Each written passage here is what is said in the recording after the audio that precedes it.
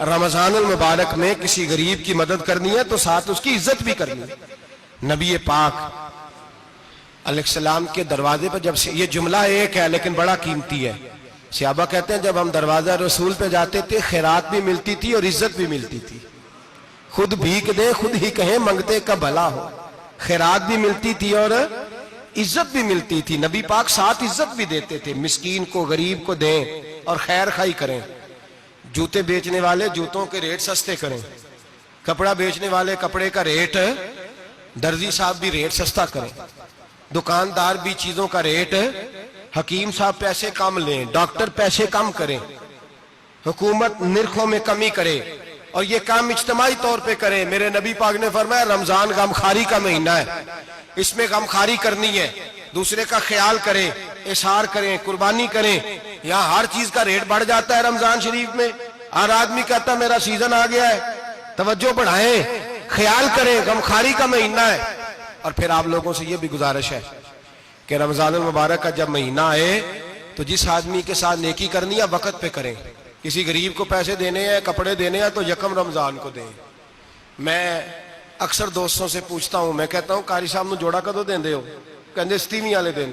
میں کہ مینوں لگ گئی سمجھ، تہاڈی سازش ہے کہ جڑے سواں کے پا نہ لوے۔ ایویں مولوی چودھری صاحب دے نال دے کپڑے پا لے تے کتھے لکھیا ہے اینوں دینا ہے ستیویں؟ تسی دسو ستیویں والے دن کوئی درزی سی کے دیندا ہے؟ انہوں 3 گنا بھی پیسے دئیے تو کہندہ ہے جڑے باقی نے انہاں دے نہیں بٹن پہ لگ دے میرے کو کتھوں جوڑا سیکھ۔ تو کس دن دیتے ہو قاری صاحب کو؟ کیا مقصد ہے؟ پہننے کے لیے دے رہے ہو یا اس لیے دے رہے ہو کہ نہ پہن سکے؟ تو بھائی آپ جب کسی کو کوئی چیز دیں گے تو کب دیں گے؟ جب وہ استعمال کر سکے۔ غریب کو لوگ فطرانہ دینے جاتے ہیں عید سے 1 دن پہلے، تو کیا کرے گا اس کا؟ وہ نہ تو کپڑے خرید سکا نہ روٹی لا سکا، بلکہ میرے حضرت صاحب فرماتے ہیں رمضان سے پہلے دے دو، رمضان کی نیت کر کے رمضان سے 1-2 دن پہلے دے دو، اللہ رمضان جتنا ثواب ہی عطا فرمائے گا۔ رمضان سے پہلے دو جس کو کچھ ہے دن، قبل از وقت تیاری کرو۔ اور میرے قبلہ حضرت صاحب فرمایا کرتے اپنے کپڑے بعد میں، غریب کے بچوں کے کپڑے پہلے، اپنے گھر کی ضروریات بعد میں، غریبوں کی ضروریات، اس لیے کہ اللہ پاک نے ان کا رزق بھی ہمارے گھر بھیج دیا ہے۔ ہماری ڈیوٹی لگائی ہے کہ تم نے بانٹنا، بانٹنے والے بنو۔ اور یہ ذہن بنائے کہ پتہ نہیں کس کا حصہ تھا جو اللہ نے میرے گھر بھیجا، یہ ذہن بنا کے بانٹ۔ اور جس کو دینے جائیں، ہاں آپ کو اجازت ہے تھوڑا بہت پتہ کرنے کی، لیکن تھوڑا بہت تفتیش کرنے کی اجازت، بال کی کھال اتارنے کی اجازت۔ میں نے دیکھا ہے لوگ غریبوں کا انٹرویو لیتے ہیں، تیرا تو فلانا کمانے والا نہیں، تیرا تو فلاں بچہ، او بھائی بہت سارے غریب ایسے ہیں، بڑے ہیں جو کمانے کی کوشش کرتے ہیں لیکن ان کا سبب نہیں بنتا۔ ہاں ہے ایسے لوگ جو سعودی عرب چلے گئے ہیں، کہتے ہیں تیرا تو فلاں باہر نہیں گیا، ہے گیا ہے، لیکن سارے سعودی عرب جانے والے بھی مال کمانے کی طاقت نہیں رکھتے۔ کئی وہاں بھی بیٹھ کے بیچارے قرضوں میں الجھے ہوئے ہیں، وہاں والوں کے ظلم کا شکار ہے، بہت ساری آزمائشوں میں۔ تو تفتیش عطا فرماتا ہے، تو نیت دیکھ تیری کس طرح کی۔ تو میرے بھائی غریب کو دیں، قبل از وقت دیں۔ رمضان مبارک میں چوتھا کام، بات آخری اور چوتھا کام سنیں، رمضان میں دین سیکھیں۔ شیطان قید ہوتا ہے زیادہ سے زیادہ، اور جب آدمیوں کا پیٹ خالی ہوتا ہے نا تو ذہن جو ہوتا ہے نا وہ بھی اس کا فریش ہوتا ہے۔ اس میں کوشش کریں دین سیکھنے کی۔ میرے نبی کریم صلی اللہ علیہ وسلم نے اس دین کو علم کا دین قرار دیا ہے، شعور کا دین قرار دیا ہے، فہم کا دین قرار دیا ہے۔ نبی پاک صلی اللہ علیہ وسلم نے فرمایا ایک عبادت کرنے والا عشاء کے بعد کھڑا ہو اور فجر تک نماز پڑھتا رہے، ایک عالم دین عشاء پڑھ کے سو جائے اٹھ کے فجر پڑھ لے تو وہ 70 عبادت کرنے والوں کا درجہ زیادہ نہیں، عالم کا درجہ پھر بھی زیادہ ہے، اس عالم دین کا درجہ زیادہ ہے، اس لیے کہ وہ لوگوں کو آگاہی دیتا ہے، شعور بخشتا ہے۔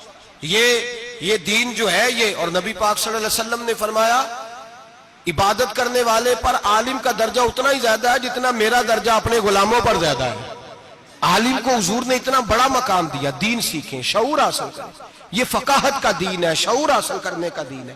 اور نبی پاک صلی اللہ علیہ وسلم نے فرمایا دین کی ایک بات سیکھ لینا 1000 نفل پڑھنے سے زیادہ درجہ رکھتی ہے، دین کی ایک بات سیکھ لینا 1000 جنازے میں شرکت سے زیادہ درجہ رکھتی، دین کی ایک بات سیکھ لینا، میرے نبی پاک صلی اللہ تعالیٰ علیہ وسلم ارشاد فرماتے 1000 مریض کی عیادت کرنے سے زیادہ درجہ رکھتی ہے۔ فرمایا جس نے رات کے ایک لمحے میں دین کی ایک بات سیکھی اللہ اسے ساری رات عبادت کرنے سے زیادہ ثواب عطا فرمائے گا۔ میرے ایسا فرمایا کرتے جب سیکھنے والے کو یہ ثواب ملے گا تو بتائیے سکھانے والے کو کتنا ثواب ملے، اسے اللہ کتنا درد۔ رمضان آ رہا ہے، شیطان قید ہے، دین پھیلانے کی کوشش کریں، جد و جہد کریں۔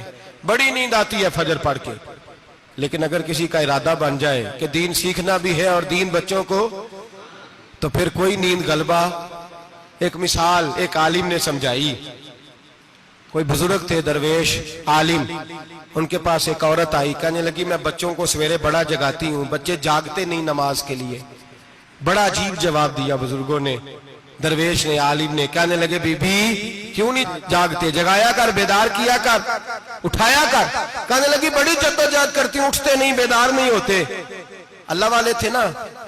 کہنے لگے یہ بتا اگر اس کمرے میں آگ لگ جائے تو پھر بچوں کو کیسے بیدار کرے گی، آگ سے بچانے کے لیے کیا کرے گی؟